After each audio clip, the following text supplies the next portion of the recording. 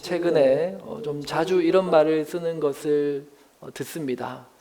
와, 그건 선 넘었네. 뭐 이런 말. 너 그거 선 넘은 거야. 누군가가 자신에게 주어진 어떤 권리 이상의 행동을 했을 때 우리가 선 넘었다. 그런 표현을 씁니다. 사람들 간에 보이지 않는 어떤 선이 존재한다라고 생각을 하는 겁니다. 그들이 또 서로 간에 지켜야 할 예절, 또 존중의 선일 수 있고, 또 어떤 경우에는 계급과 신분을 나누는 그러한 선일 수 있습니다. 2019년에 개봉한 영화죠. 기생충이라는 봉준호 감독의 영화가 이 선에 관한 아주 디테일한 연출이 돋보였던 영화입니다. 이 봉준호 감독의 영화의 특징이 아주 섬세한 디테일에 있다고 합니다. 이 영화는 여러 가지 어떤 상징과 은유를 통해서 이제 감독이 전하고자 하는 이 선에 관한 그런 인간관계 속에서 보이지 않는 그런 어떤 선에 관해서 이 어떤 메시지를 전하고 있지요. 그래서 이 영화 기생충에서 영화 전반에 걸쳐서 표현하고 있는 어떤 경계를 나타내는 선이 있어요. 그래서 상하로 나누는 어떤 선은 이제 지하와 지상으로 나누는 경계가 있죠. 반지하에서 살아가는 사람들이 있고, 또 지상 주택에서 살아가는 사람이 있고, 그 주택 안에도 보이지 않는 비밀 계단으로 내려가면, 아래로 내려가면 지하에 어떤 캄캄한 방이 있고, 또 지상에는 또 으르리한 저택이 있고, 이와 같이 상하를 구분하는 어떤 선을 이렇게 연출적으로 잘 표현하는 것을 보게 됩니다. 또 일상생활하는 공간에서도 이러한 선으로 분류를 하죠. 이렇게 운전하면서도 운전석 앞좌석과 뒷좌석의 또 경계를 나누기도 한다든지, 또는 햇빛이 비치는 쪽과 또 그늘진 곳을 이렇게 경계를 지어서 어떤 연출을 한다든지, 그런 식으로 이제 갑과 을이 누군지를 어떤 이 선을 통해서 이 감독이 영화 안에서 이렇게 연출을 하는 것을 보게 됩니다. 이 영화 속에 그런 대사가 있습니다. 선 넘었다.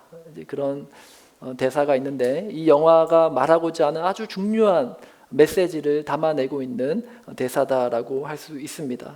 자, 그런 의미에서 오늘 본문에 등장하는 유대교 지도자들, 그들이 하는 이 발언을 보면 아주 선 넘는 그런 막말 같은 발언을 하는 것을 보게 됩니다.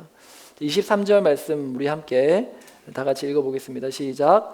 예수께서 성전에 들어가 가르치실새 대제사장들과 백성의 장로들이 나와 이르되 내가 무슨 권위로 이런 일을 하느냐, 또 누가 이 권위를 주었느냐. 대제사장들과 또 백성의 장로들이 예수님께 와서 한다는 말이, 당신이 무슨 권위로 이런 일을 하느냐, 누가 당신에게 이런 권위를 줬느냐라고 묻는 거죠. 예수, 너 선 넘은 거야.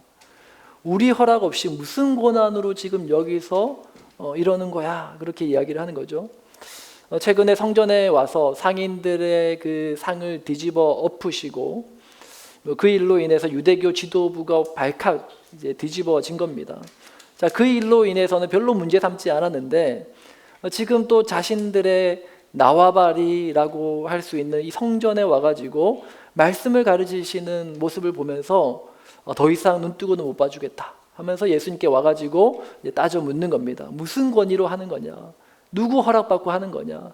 우리는 당신에게 이런 허락을 준 적이 없는데 무슨 권위로 이렇게 말씀을 가르치느냐라고 따져 묻습니다. 자신들의 그 권위와 예수님의 권위를 대치해서 한번 겨루어 보자는 거죠. 누구 권위가 더 센지 한번 보자는 겁니다. 얼마나 어이없고 어리석고 또 무식한 막말이냐라는 거죠. 하나님의 아들이신 예수님께 대하여 당신이 무슨 권한으로 우리에게 온 겁니까? 이런 일을 하는 겁니까? 절대로 넘어서는 안 되는 선을 그들이 넘은 겁니다. 우리는 이런 유대교 지도부의 말들을 보면서 참 어리석다라는 생각을 합니다. 당시 대제사장들이나 장로들, 서기관들, 또 뭐 바리새인들, 그들의 말과 행동을 보면서 탄식이 절로 나오죠. 자, 그러면서 우리는 어떤 생각을 합니까? 그들과 우리는 다르지 하면서 그들과 선을 긋습니다. 근데 과연 그럴까? 예수님은 이런 일이 있은 후에 한 가지 짧은 예화를 통해서 지금 유대교 지도부의 모습이 꼭 이와 같은 모습이다라고 그렇게 설명을 해 주시죠. 오늘 본문 28절과 29절 말씀을 보면 예수님께서 한 가지 짧은 이야기를 해 주시는데요. 이런 말씀입니다. 그러나 너희 생각에는 어떠하냐? 어떤 사람에게 두 아들이 있는데 맏아들에게 가서 이르되 예 오늘 포도원에 가서 일하라 하니 대답하여 이르되 아버지 가겠나이다 하더니 가지 아니하고. 한 사람에게 두 아들이 있었는데 그 한 아들에게 예 오늘 가서 저 포도원에 가서 일 좀 해라 했더니 아들이 뭐라고 대답해요? 네 갈게요. 대답을 하는 거예요. 근데 실제로 갔어요? 안 갔어요? 안 갔어요. 대답은 잘하는데 말은 잘해요. 네 할게요. 네 알겠어요. 근데 실제로 안 갔어요. 우리 사춘기 자녀들이 그런다고 하더라고요. 대답은 잘한대요. 네 알겠어요 하는데 나중에 가보면 안 했대요. 그런 경우 많다고 하는데 지금 이 아들이 꼭 그런 거예요. 네 말은 잘해요. 대답은 잘하는데 나중에 보면 안 했어요. 근데 그 당시 이 유대교 지도부의 모습이 꼭 이와 같은 모습이었다라고 예수님께서 일침을 놓는 거죠. 근데 가만히 보면 이와 같은 모습이 꼭 우리의 모습이 아닌가요? 하나님께 대답은 잘해요. 네, 아멘. 아멘의 뜻이 네, 그렇습니다. 이런 뜻이잖아요. 아멘, 아멘은 잘해요. 근데 실제로 삶으로 순종은 안 한다라는 거죠. 우리 교회는 사실 아멘도 잘 안 하는데 근데 많은 한국 교회 이제 큰 교회 가보면 아멘 소리가 우렁찹니다. 무슨 말만 하면 말 끝에 아멘 아멘 해요. 문제는 무엇입니까? 아멘 한 대로 안 산다라는 게 문제죠. 어려서부터 듣고 배워서 아는 건 많은데 순종하는 삶이 없다 보니까 삶의 아무런 변화와 성장이 일어나지 않는 겁니다. 이것이 당시 유대교 지도부의 문제였고 오늘 하나님께 대하여 아멘, 네 대답은 잘하지만 실제 삶으로 순종하지 않는 곧 우리의 문제이지 않는가라는 것입니다. 자, 그렇다면 이 문제의 원인이 뭘까? 이 유대교 지도부의 문제가 무엇인가? 예수님을 알아보지 못하고 그 예수님께 대하여 막말을 시전하는 저들의 그 문제의 원인은 무엇이고 또 우리가 하나님께 대하여 네, 아멘 하지만 실제로 내 삶 가운데 그 말씀에 순종하지 못하는 그러한 우리의 문제는 무엇인가? 두 가지 문제를 오늘 본문을 통해서 발견할 수 있습니다. 첫 번째 문제는 세례 요한의 사역을 인정하지 않는다라는 문제입니다. 25절 말씀 우리 함께 읽겠습니다. 시작. 요한의 세례가 어디로부터 왔느냐? 하늘로부터냐? 사람으로부터냐? 그들이 서로 의논하여 이르되 만일 하늘로부터라 하면 어찌하여 그를 믿지 아니하였느냐 할 것이요. 예수님께서 이제 그들이 그렇게 묻자 당신이 무슨 권위로 이런 행동을 합니까? 라고 묻자 예수님이 하시는 대답이 되묻는 거죠. 이 질문에 너희가 답을 하면 내가 너희들의 질문에도 내가 답을 하겠다. 그 예수님의 질문이 뭐였는가 하면은 과연 요한의 세례가 어디로부터 온 것이냐? 하늘로부터 온 것이냐? 사람으로부터 온 것이냐? 세례 요한의 사역을 인정하느냐? 인정하지 않느냐? 그렇게 그들에게 물으신 겁니다. 자, 그러나 그들은 세례 요한의 사역을 인정했을까요? 안 했을까요? 인정하지 않았습니다. 세례 요한이 헤롯에 의해서 죽임을 당할 때도 그들은 그냥 지켜만 봤어요. 세례 요한과 우리는 아무 상관이 없다는 거죠. 선을 긋는 그들의 모습을 보았습니다. 그러나 여러분 세례 요한은 누구입니까? 하나님께서 주의 길을 곧게 하라고 메시아를 앞서 보낸 주의 선지자였습니다. 말라기 선지자가 예언했던 메시아가 오시기 전에 오리라 약속한 엘리야가 바로 선지자 세례 요한이었다라는 것이죠. 세례 요한도 스스로를 가리켜서 나는 빛이 아니다. 나는 구원자가 아니야. 그 구원자를 가리키는 구원자를 빛에 대하여 증언하는 소리일 뿐이다. 그렇게 세례 요한도 자기에 대해서 그렇게 외쳤습니다. 근데 유대교 지도부들은 그런 세례 요한을 인정하지 않았다라는 것입니다. 사람들이 가서 그들의 말을 듣고 세례 요한의 말을 듣고 또 많은 사람들이 세례 요한에게서 세례도 받았지만 자신들은 전혀 그를 선지자로 인정하지 않았다라는 것이죠.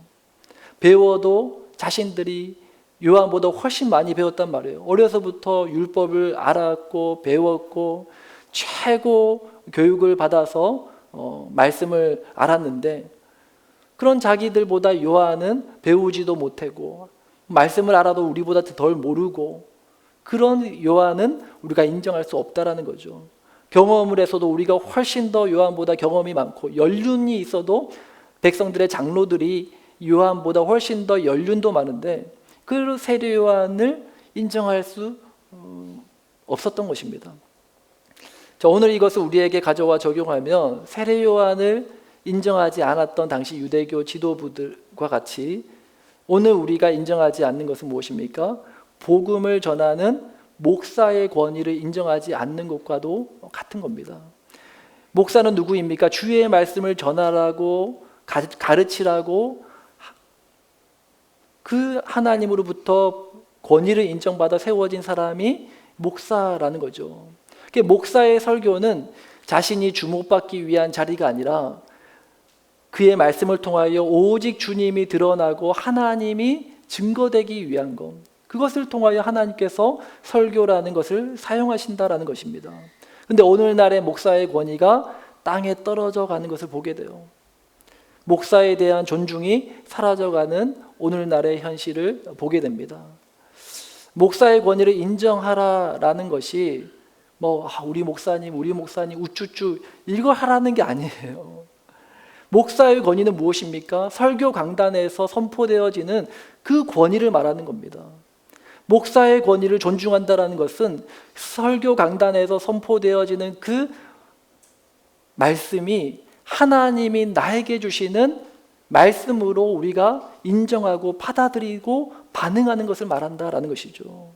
목사가 전하는 말에 고개는 끄덕이고 아멘으로 화답하지만 그냥 좋은 말씀을 들을 뿐 하나님께서 이 목사의 설교를 통해서 나에게 말씀하시고 그 말씀을 내 삶에 적용하고자 하는 순종과 결단이 없다면 그 목사의 권위를 인정하지 않는 거죠. 여러분 보면은 목사와 관계가 안 좋으면요, 그 양은 결코 건강할 수가 없는 것을 보게 돼요. 매주 목자가 주는 꼴을 제대로 먹지 못하는데 어떻게 그 양이 건강할 수 있겠냐라는 것이죠. 양이 목자를 신뢰하지 못하고 목자의 권위를 인정하지 않으면 양은 어떻게 될까요? 결국 병들어 죽게 되는 거예요. 당시 유대교 지도부가 예수 그리스도의 권위, 하나님의 권위를 인정하지 않았던 이유는 그들이 그 앞서 보낸 하나님의 종이었던 세례 요한의 권위를 인정하지 못했기 때문이다라는 것입니다. 그것이 그들의 첫 번째 문제였고, 자, 두 번째 그들의 문제는 무엇인가? 그리고 하나님께 대하여 네 하지만 결국 불순종하는 우리의 문제의 원인이 뭔가? 그 두 번째 원인은 나의 권위를 지키기 위한 선 때문이다라는 것입니다. 유대교 지도부가 세례 요한의 권위를 인정하지 못한 이유가 무엇입니까? 26절, 27절 말씀 보면 이렇게 말씀합니다. 만일 사람으로부터라 하면 모든 사람이 요한을 선지자로 여기니 백성이 무섭다 하여 예수께 대답하여 이르되 우리가 알지 못하노라 하니. 자, 이들이 지금 세례 요한을 선지자로 인정한다라고 하면 인정한다라고 말하면 이제 그들이 하나님의 권위를 인정할 선지자로 여긴다고 말하면 어떤 겁니까? 25절 말씀에 아까 어찌 그러면 너희가 세례 요한을 믿지 않았느냐 그렇게 물을 거고, 그런데 세례 요한의 권위를 인정하지 않는다라고 하면 뭐가 무서운 거예요? 지금 백성들이 무서운 거예요. 백성들이 그들을 다 믿고 따르니까 그 권위를 인정하지 않는다고 하면은 자신들이 지금까지 힘겹게 쌓아 올린 그 권위도 백성들로부터 얻지 못하게 될까봐 그게 무섭고 두려운 겁니다. 지금 이들에게 가장 중요한 것은 자신들이 지켜왔던 권위를 지키기 위한 그것이 가장 중요한 문제였다라는 것이죠. 그들은 하나님의 이름으로 하나님의 권위로 자신들의 이 모든 일을 행사한다라고 그렇게 굳게 믿었습니다. 그런데 실상은 무엇입니까? 하나님의 이름, 하나님의 뜻을 자신들의 권위를 지키기 위한 선으로 이용하는 것에 불과했다라는 것이죠. 무엇입니까? 무엇이 맞고 무엇이 틀리고의 문제가 아니라 이들에게는 어떤 게 있느냐? 이 말을 통해서 지키고 싶은 나의 권위, 나의 자존심이 있는 거예요. 틀린 말을 하면서도 내 자존심 때문에 끝까지 나의 틀림을 인정하지 않는 거죠. 그런 경우 참 많지 않습니까? 나중에는 뭐라고 말하는지 아십니까? 어쩌라고. 어쩌라고. 애들 초딩들 그런 말 쓰잖아요. 어쩔 TV, 저쩔 TV 그런 말 들어보셨습니까? 꼭 그와 같은 말들을 하는 거예요. 어쩌라고. 그러다가 내가 간혹 맞는 말을 하잖아요. 옳다구나, 잘됐다. 이게 기회다. 그걸 가지고 이제 엄청 자기의 권위를 세우려고 주장하려고 하는 겁니다.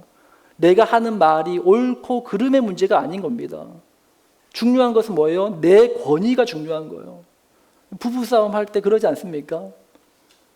저만 그런가요? 분명히 내가 틀린 거 알면서도 인정하시기 싫은 거예요. 그냥 어쩌라고 그런 거죠. 근데 우리가 부모가 자식을 키울 때도 참 그런 경우를 많이 보게 돼요. 하나님의 뜻을 빙자해가지고 부모가 자기의 뜻을 자식에게 전하는 겁니다. 식사 기도하면서 이렇게 기도하지 않습니까? 하나님, 우리 아인이 영인이 부모님에게 잘 순종하게 해주시고 또 공부도 열심히 하게 하시고 또 친구들과도 사이좋게 지나게 해주세요. 기도를 빙자해서 훈계를 하는 거죠. 이게 하나님의 뜻이야. 부모가 원하는 것을 말하고 있는 거예요. 사람들을 바라보는 우리의 시선에도 이런 게 존재한다라는 거예요. 보이지 않는 선, 나의 권위를 지키고자 하는 내가 만든 나의 기준, 얼마나 강한지 몰라요. 얼마나 강하게 내 안에 뿌리 내리고 있는지 모릅니다. 우리가 알고 보는 것은 단편적이고 또 너무나도 쉽게 오해하는 것인데, 그런데 내 기준으로 다른 사람을 판단하고 평가하고 정죄하고 그렇게 살아가고 있다면 예수님의 권위를 인정하지 못하고 결국 불순종하는 그 아들의 모습과도 같다라는 것이죠. 자, 그렇다면 우리가 하나님의 뜻을 따르는 자가 되기 위해서 어떻게 해야 될까? 예수님의 권위에 순종하고 예수님의 제자가 되기 위해서 우리가 인정해야 될 두 가지 사실이 있습니다. 하나는 첫 번째 문제가 무엇이었습니까? 세례 요한을 인정하지 않는 게 문제였잖아요. 첫 번째 길은 세례 요한의 사역을 인정하면 된다라는 거예요. 32절 말씀 볼까요? 32절 우리 함께 읽습니다. 시작. 요한이 의의 도로 너희에게 왔거늘 너희가 그를 믿지 아니하였으되 세리와 창녀는 믿었으며 너희는 이것을 보고도 끝내 뉘우쳐 믿지 아니하였도다. 세례 요한이 누굽니까? 하나님이 그 시대에 하나님의 백성들에게 하나님의 뜻을 가르치고 전하기 위해서 보낸 하나님의 종이었어요. 예수님을 전하라고 보낸 손가락과도 같은 존재가 세례 요한이었다라는 것이죠. 오늘 우리에게 보내고 세운 세례 요한과 같은 주의 종들이 있는 거예요. 물론 부족할 수 있어요. 여러분, 세례 요한도 부족한 면이 있었을까요? 없었을까요? 세례 요한도 완벽하지 않았어요. 그가 마지막에 제자들을 예수님께 보내서 뭐라고 묻습니까? 오실 그 이가 당신 맞습니까? 아니면 우리가 다른 일을 기다려야 됩니까? 예수님께 대하여 예수님이 진짜 메시아일까? 그 마음이 흔들린 거예요. 세례 요한도 완벽한 사람이 아니었습니다. 약하고 부족한 면이 있었다라는 거예요. 그럼에도 불구하고 하나님은 그를 사용하셔서 하나님의 뜻을 전하는 주의 종으로 쓰셨다라는 거예요. 마찬가지로 오늘 우리 교회에 세운 목사와 장로와 직분자들이 있습니다. 부족한 부분이 있을 수 있어요. 인간적으로는 약점이 있을 수 있습니다. 관계에 능수능란하지 못할 수도 있고요. 어리숙한 면이 있을 수도 있습니다. 그러나 우리가 그런 부족한 면을 보기보다는 좋은 면을 보려고 하고 무엇보다도 강단에서 선포되어지는 그 말씀을 통하여 하나님이 나에게 주시는 뜻이 무엇인지를 분별하고 깨닫고자 하는 그 마음을 우리가 놓쳐서는 안 된다라는 것입니다. 물론 목사라는 직분, 장로라는 직분이 교회를 세우는 많은 직분들과 역할들이 있는데 더 특별하거나 더 높은 지위는 아니지 않습니까? 맞아요. 하지만 분명한 것은 많은 사역이 있고 많은 직분들이 존재하지만 그 가운데 너무너무 중요한 직분은 틀림이 없다라는 것을 우리가 놓쳐서는 안 된다라는 겁니다. 교회는 무엇입니까? 예수님께서 가르치시고 분부하신 그 말씀대로 세워져야 되는 공동체가 교회 공동체인 거예요. 우리 교회가 정말 말씀대로 세워지고 있는가? 그것이 목사를 통해서 선포되어지고 목사를 통해서 이 교회에 대한 방향성이 주어지기 때문에 그만큼 중요한 것은 우리가 부인할 수 없는 사실이다라는 것입니다. 세례 요한은 고백합니다. 그는 흥하여야겠고 나는 쇠하여야 하리라. 오늘 저의 고백도 똑같습니다. 내가 존재하는 이유는요, 예수님을 전하라고 하나님께 세움받은 것에 불과해요. 주님이 드러나고 저는 가리워지는 게 맞습니다. 그래서 부족한 저를 주목하지 마시고요, 저를 통해서 선포되는 그 하나님의 말씀에 귀를 기울이시고 그 말씀을 정말 나에게 주시는 하나님의 말씀으로 받고 그 말씀을 내가 한 절이라도 순종하고자 결단하며 다짐하는 우리 모든 하늘샘교회 성도님들 되시기를 주님의 이름으로 축복합니다. 첫 번째 문제는 세례 요한을 인정하지 않았던 문제니까 세례 요한을 인정하면 해결될 문제예요. 자, 그런데 두 번째 문제가 뭐였죠?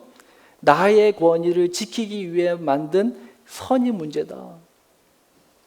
그러면 이 문제를 해결하려면 어떻게 해야 될까요? 이 선을 깨부수면 되겠죠. 그런데 이 선은요, 우리가 깨고 싶다고, 지우고 싶다고 없앨 수 있는 선이 아니에요. 이 선은 죄인된 인간의 마음속 깊은 곳에 만들어진 아주 강력한 선이 바로 그겁니다. 나의 권위를 주장하려는 마음, 내가 생각하는 내 기준, 내 생각, 내 틀, 내 의지로 깰 수 있는 선이 아니에요. 아무리 깨도 다시 생겨나고 다시 올라오는 게 내 마음속에 있는 내 권위를 주장하려는 그 선이다라는 것이죠. 이 선을 깨는 유일한 방법이 무엇일까요?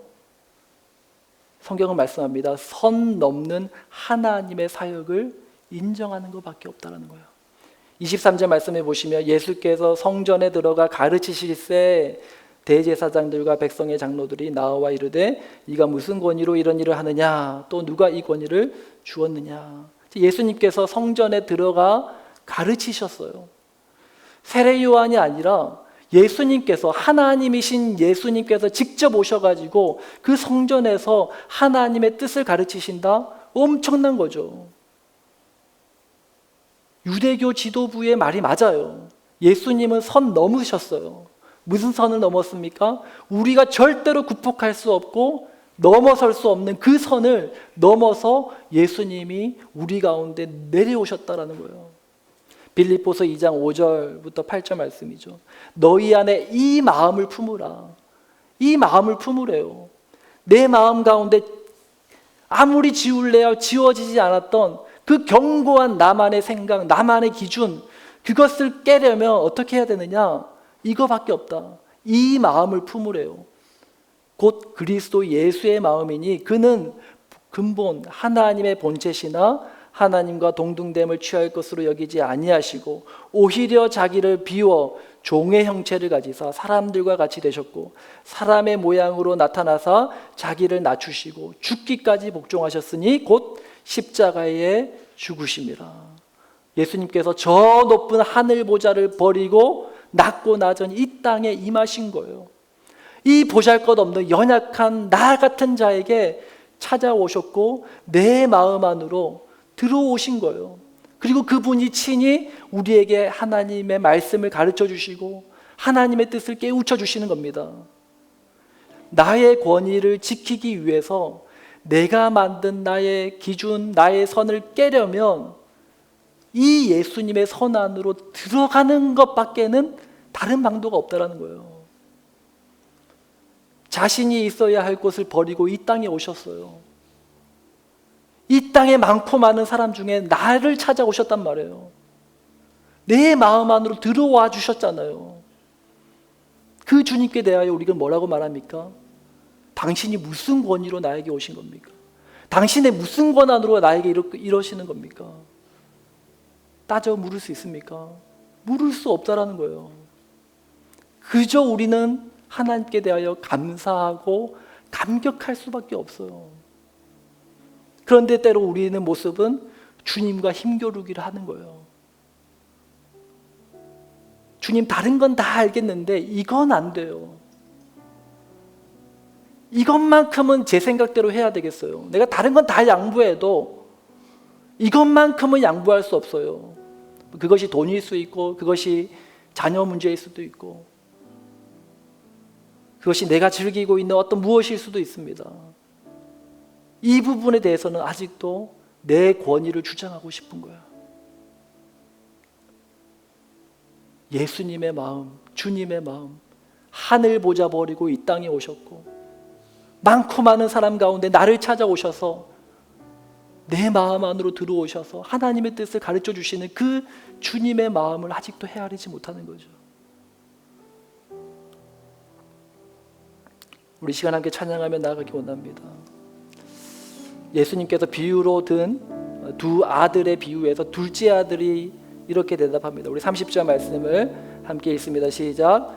둘째 아들에게 가서 또 그와 같이 말하니 대답하여 이르되 실소이다 하였다가 그 후에 뉘우치고 갔으니. 둘째 아들은 말했어요. 싫어요.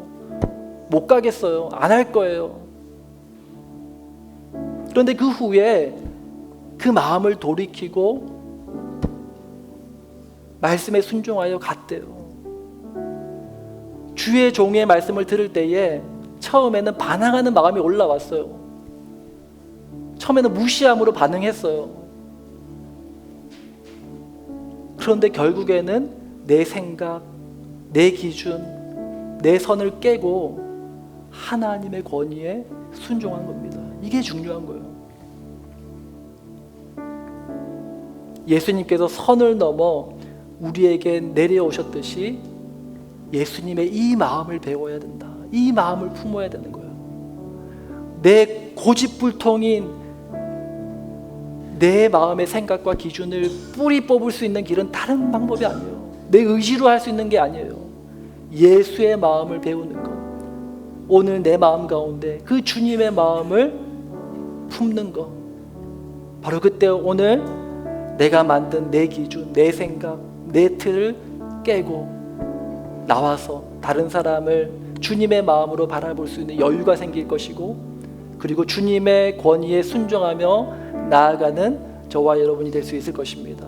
오늘 이 주님의 마음을 본받는 우리 모든 하늘생교회 성도님들 다 되시길 주님의 이름으로 축복합니다. 우리 시간 함께 찬양하겠습니다. 당신은 시간을 뚫고 이 땅 가운데 오셨네. 함께 찬양합니다. 이 땅 가운데 오셨네.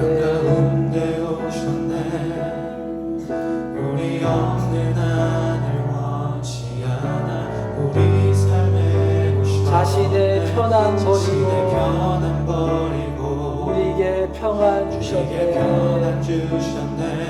가장 낮은 자의 모습으로 우리 삶에 오셨네. 처음부터 고백합니다.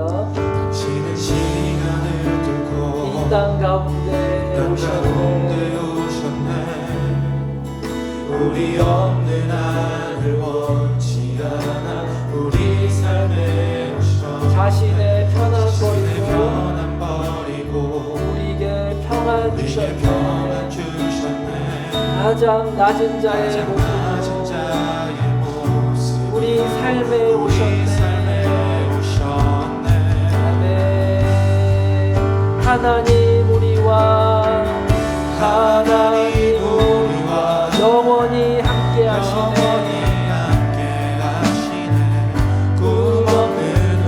그 나라 보여주시네.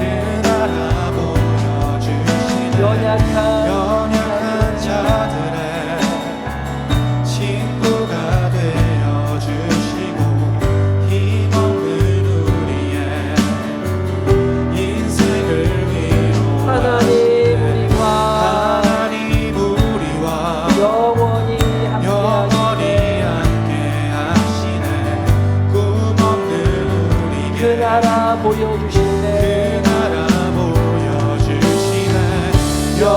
연약한 자들의 친구가 되어 주시고 힘없는 우리의 인생을 하나님 위로하시네. 우리와 하나님 우리와 영원히 함께 하시네. 영원히 함께 하시네.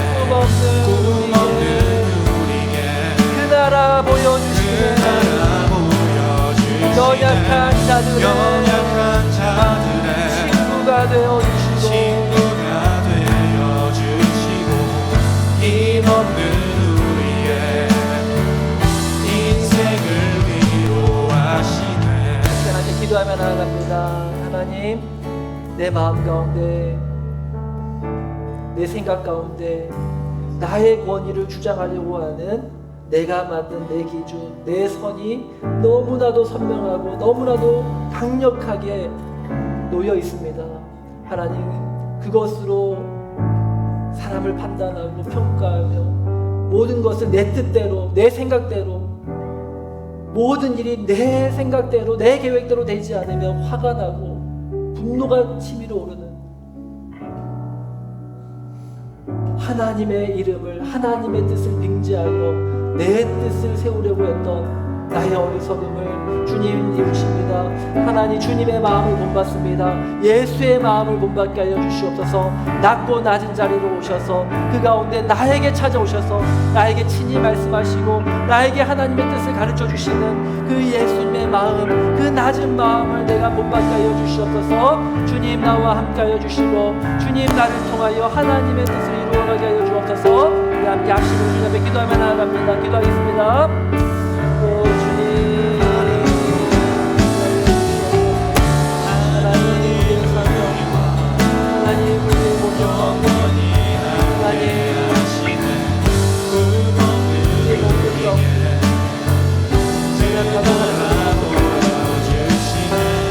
연약한 자들의 친구가 되어주시고 힘없는 하나님 인생을 위로하시네.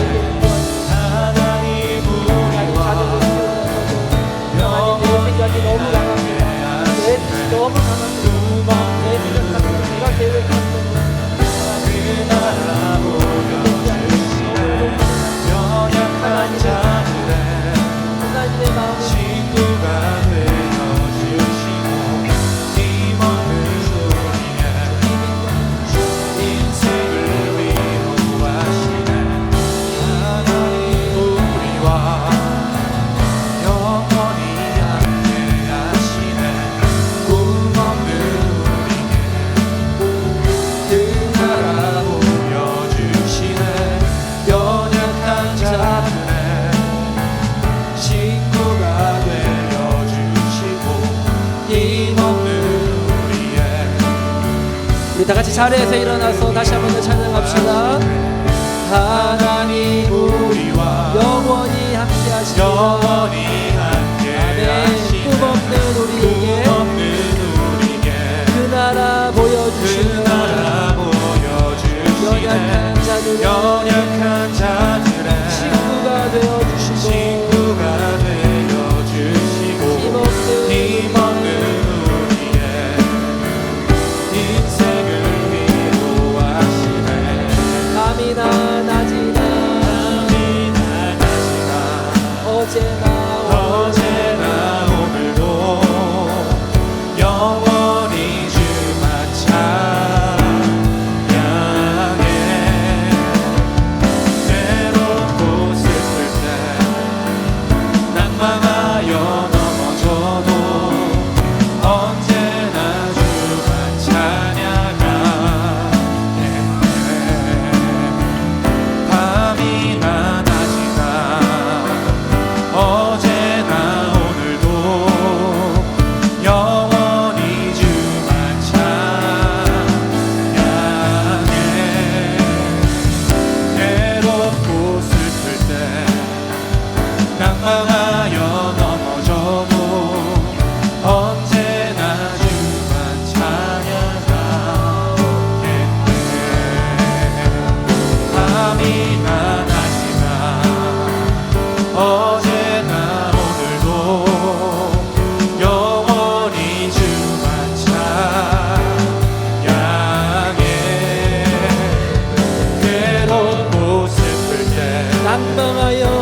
원망하여 넘어져도